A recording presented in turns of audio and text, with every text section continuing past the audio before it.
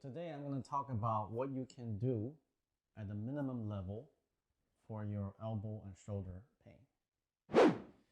Because fascia is continuous, it never stops in one particular spot. So how do we address it? We address it from our hands. Okay? So the most basic level, you want to get a towel like this, and you're going to roll it up,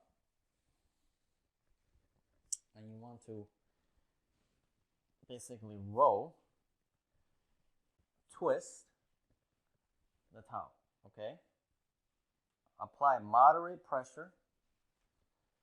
You want to twist, okay? You want to twist like this. You want to do this probably for about 2 to 3 minutes, okay?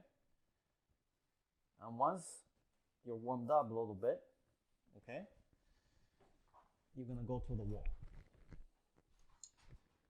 We talked about this exercise before. A lot of people are not understanding it properly, so I'm going to do it again. Your hand is going to be 45-degree angle towards the wall like this. You're going to apply fascial activation into your hand, so they're stiff. So all your fingers are stiff. Your wrist is locked, it's stiff. And you're going to keep your body about one arm length from the wall. And you're going to be bouncing. Okay? Bouncing using your hands from the wall. When you're a beginner, you want to do this for 30 seconds. Okay? Take a break.